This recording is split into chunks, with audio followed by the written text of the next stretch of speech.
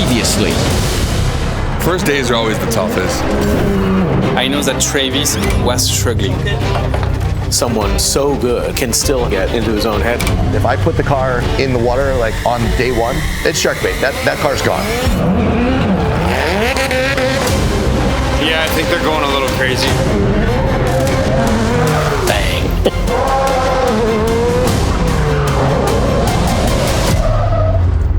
Unfortunately, that kind of, I think, gets into Travis's confidence. It's like, what the is going on? And now. No, it's like the Daytona 500 of Australia. This is wild. Wild. That looks like you can sexy. The canyon jump wasn't little. I was just like barely like breathe for the last hour.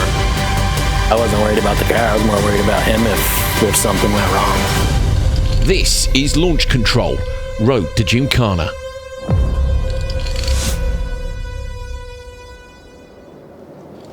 It's really interesting being all the way in Australia, halfway around the world, no access to get any parts in any timely fashion. What we have here is what we have here.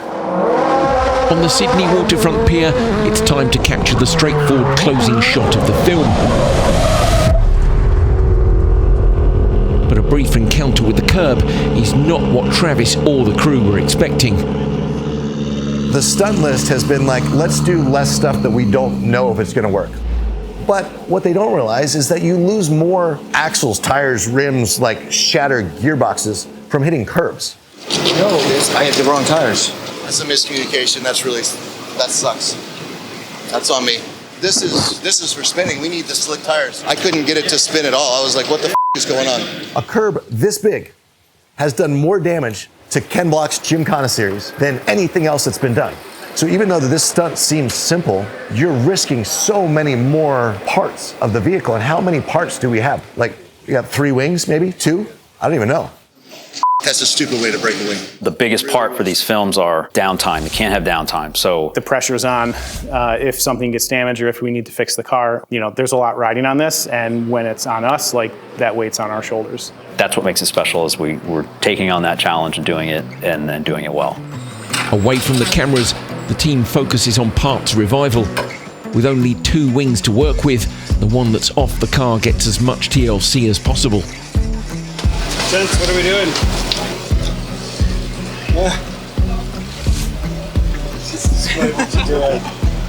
I don't need your life story. You know every life 40 story. seconds. Nope. Not happening. Back on the pier, the correct Yokohamas are mounted for maximum donuts. You can outrun the devil, but you ain't gonna outrun me. It's time to close out the film.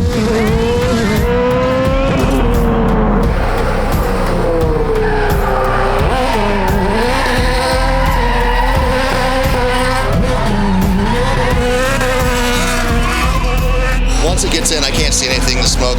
As stupid as it is, it's like a 4-degree slide, so the car slides down the hill.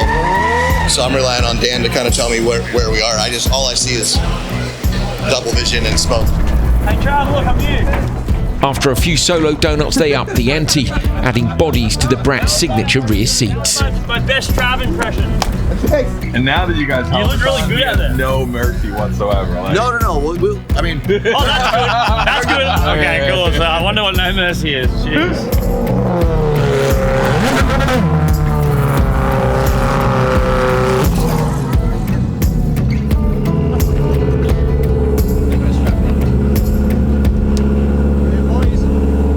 Hold on. Don't hit the wall yet, Trav.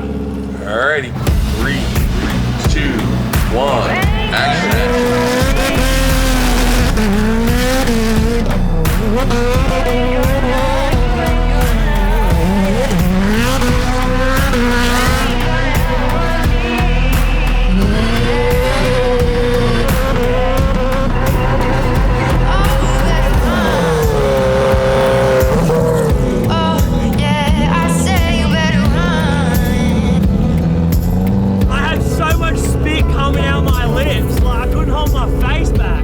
Thank you seriously for that. Was this you that broke this? No, that was like that when I got in. Check the footage. That's one of those ones where, like, as long as everyone's alive at the end, it's usually pretty good. So, yeah.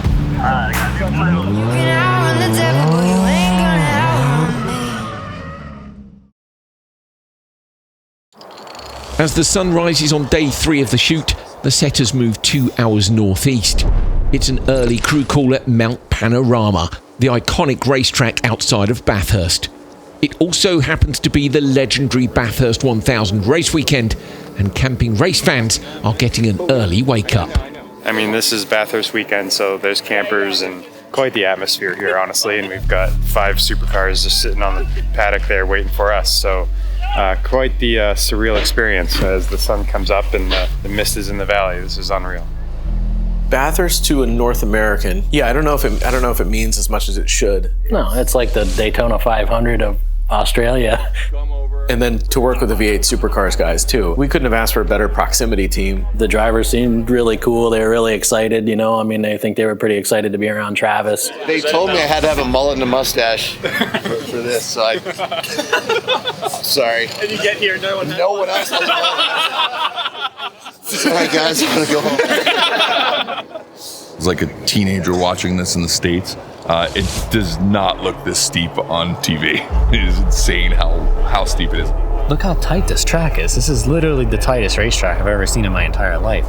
I don't know if you can tell the elevation, but I'm standing on a very steep hill, and it gets steeper and steeper and steeper. This is wild. Wild. For the first setup, Travis is going to be coming out from the camping area. He's going to slide out towards the wall. And the goal is to have you guys coming sort of up and over this crest as that's happening. We're going to have to get our timing right. Obviously, you guys are not going to be coming at full click, but the goal would be for you to be coming around and possibly having one of you overtake him as he tracks out. And you guys don't have to be zigging back and forth. At that point, in theory, we could all hit the gas and just see where our cars end up and just kind of like act like it's an actual race. Travis is starting off the track. This is his entry There's into the nothing track. flat. It is so steep, off camber everywhere. He's freaking out a little bit, and across to the curbing on that side, that's a hard concrete wall, and he's meant to tap it with the left rear. So right away this morning, we're meant to be touching the car against hard objects. With an audience watching on, Travis sets out for a solo test run before the supercars get added to the mix. Good morning from Bathurst, Panorama. About to get into setup 1.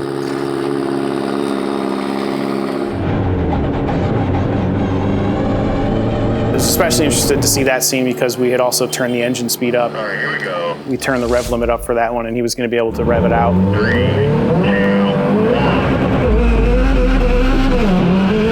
And so for him, he thought, well, I'm practicing blasting down the straightaway, so he just, let loose and let it have it.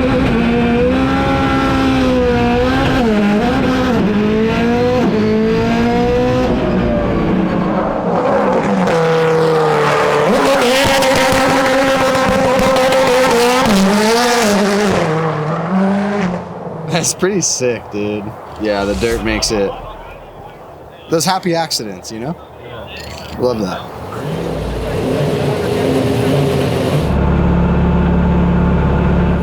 Good to go when you are. Alrighty. Here we go. 3, 2, 1. Action.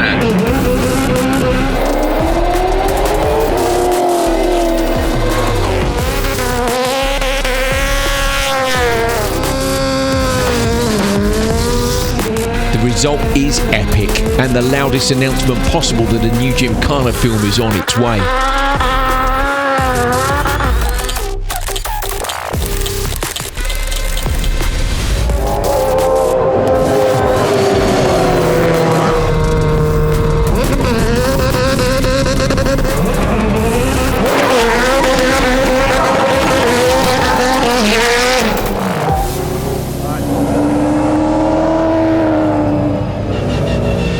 I think the supercars, they're really capable and they're quite fast, but I think the Brat accelerates maybe a little bit faster. Probably wouldn't top out as fast, but yeah, that was kind of cool to see. Travis is stoked. That was awesome. It's the Bendix car. Dude. How you doing? Yeah, that was, dude, this was the best birthday ever already, and we're still just 2 minutes into the day. Thanks for letting me do this. This is the job ever. That was really, really cool. Remember how we were talking about front locking in the NASCAR? Yeah. I had one. No Next way. year, I was like, oh. Where are you going? I just didn't want to hit the wall, so I kind of pitched to the bar. I'm like, oh, this might get tight. Nah, I probably, by the time you clear, we go again, it probably ends up like that. When I popped back left, you were just there that last time. I was like, yes. I had the front locked. Yeah. Nothing ever goes perfect, especially with me driving. And there's just a certain thing that the top drivers will always see, predict, and make it work. Doesn't matter what's going on, it's seamless. You show him your 360 from last year? down the... Yeah. Didn't hit the wall? No, it's amazing. It's pretty good. Oh! Professional way of going about the train. Oh, spin for luck. And he's able to keep it off the fence. That is a miracle. Did not hit the back or the... Oh my... Well, that's what I'm training is. Hold on. Dude, that was... Travis downplays the moment, Yeah, don't show them. They're going to expect that. No. but he knows a good idea when he sees one.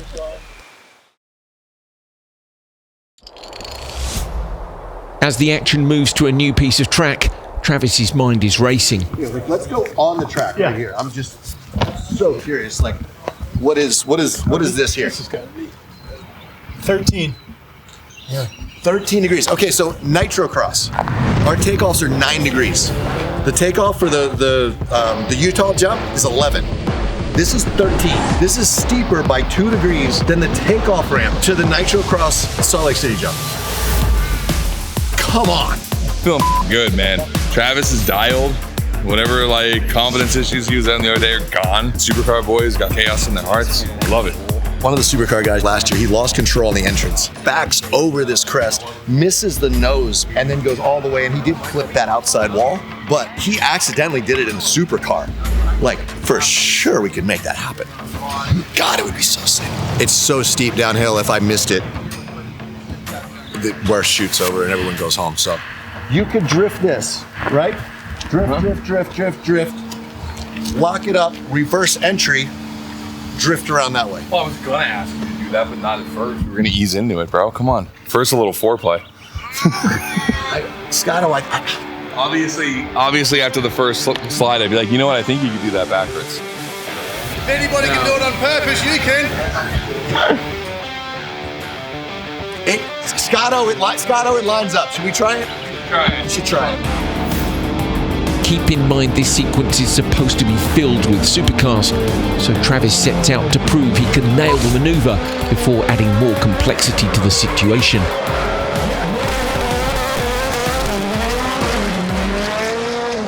It's hard to tell if that was intentional or not. His tap? It was either intentional or a great save.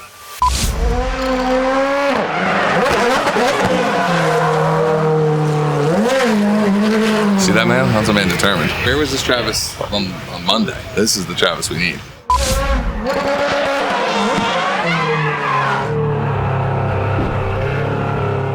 They're not going to use any of this footage.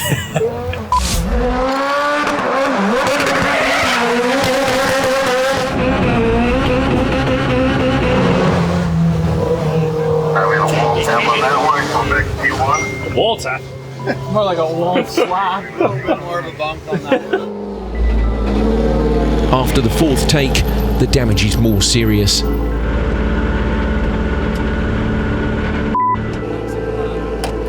So fast. It's like 80 mile an hour, decreasing radius. You got a handbrake, down 2 gears, dump clutch, go right. And I handbraked, went down 2 gears, and I just waited, I just needed to go. Everything was there.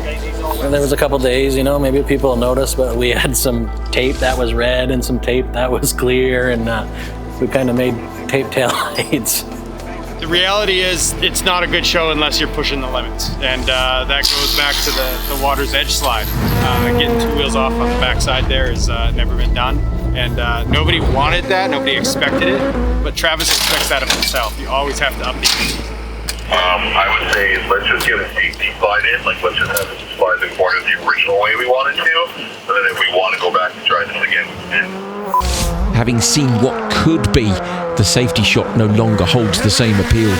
With time at a premium, the difficult decision is made to move on. Freaking S's, man. The S's kicked my butt today, man. I'm worked. Just half-assed it.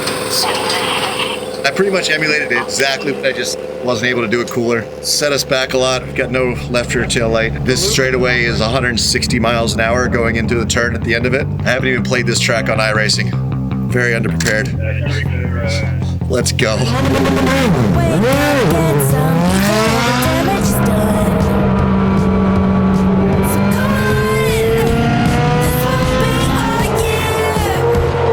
Until about 140, 145, it was a dead heat. That was cool.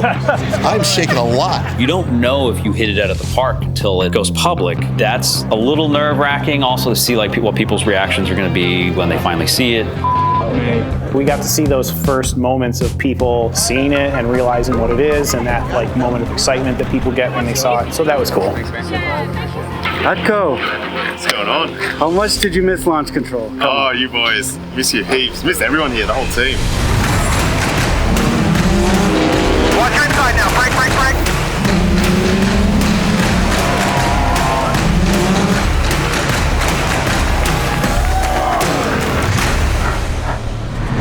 Oh, we got the best rally driver here, and he's waving me off the track. He's like, you know what? Just I'm in charge of safety now. It's all right. Yeah, that's actually your job. You know, that's his job. Yep. He in this. Sorry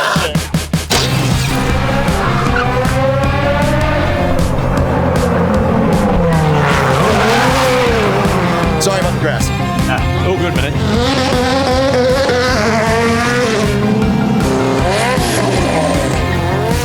Bathurst is the best day ever.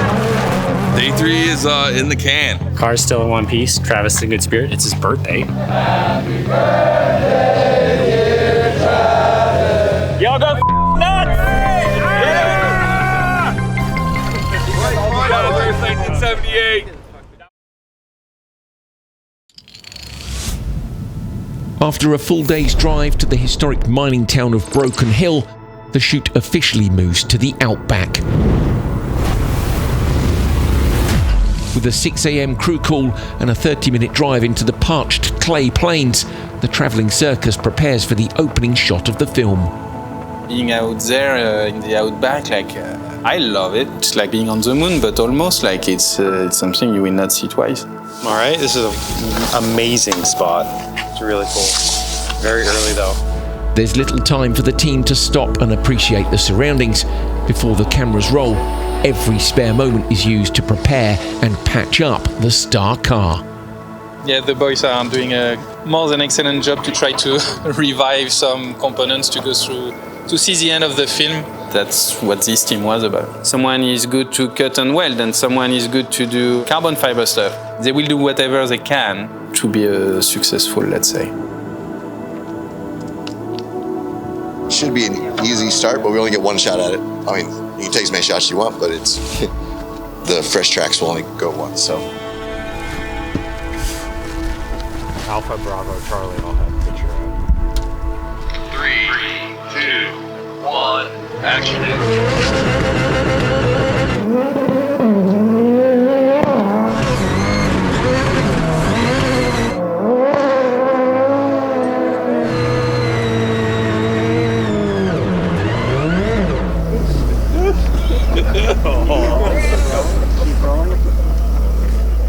Dude, it looks so good. These colors are incredible. And the dust is perfect. It stays together relatively well, so it almost simulates smoke. Yeah, that might be my favorite thing I've ever shot. The dust sells the shot, but it's a love or hate situation depending on who you talk to. Yeah, the dust was awful out there. Not knowing what the film was going to be, we didn't really plan on running on the dirt. I was completely blind. Even when I came to a stop, it was just, the dirt covered the car and could see nothing out the front. I'm trying to think of how many other turns we gotta do today.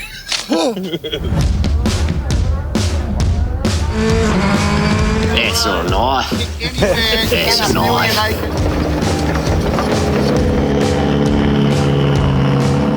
That guy looks like you, just sexier.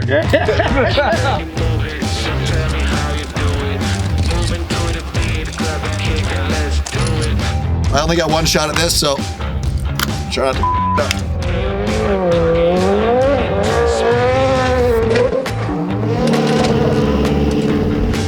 The good news, there are no curbs in the Outback.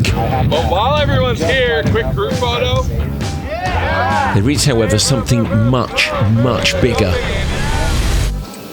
Dan, can you see if someone could grab us some bubble wrap? The issue for me is, that car really went over there and it had never done a jump, ever. The last shot of the day is a jump over a canyon. The canyon jump wasn't little.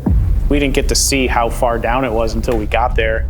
When I walked to the edge of the ramp, it gave me goosebumps. It was like one of those moments where it's like, I don't like math, not good at it. I usually just jump it on a bike, have the feeling of how fast it is, get in the car, don't look at all the speeds, just hit it. No cell service. All right, so no help with math. I had a KTM 300 geared all the way up, and it doesn't go the 115 miles an hour that we needed to do the jump. So that's a first for me to have to do a jump over a canyon that's faster than I could go with a motorcycle.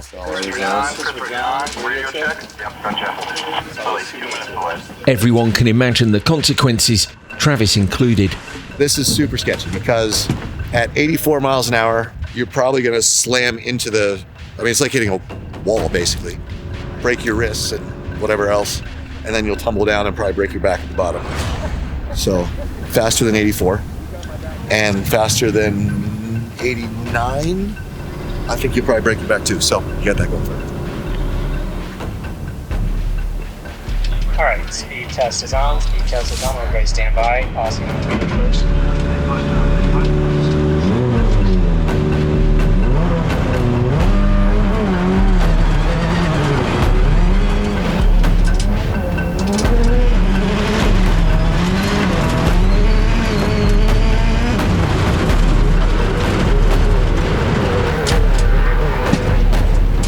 It's like I got the 70, I think I can get there. The only thing that is always scary in something like that is that if 10 meters before jumping, the engine explodes. It cannot stop, it's just bang. Green light at P1, here we go. Stand by. Alright, here we go. Alright, here we go, John. 3, 2, 1, action.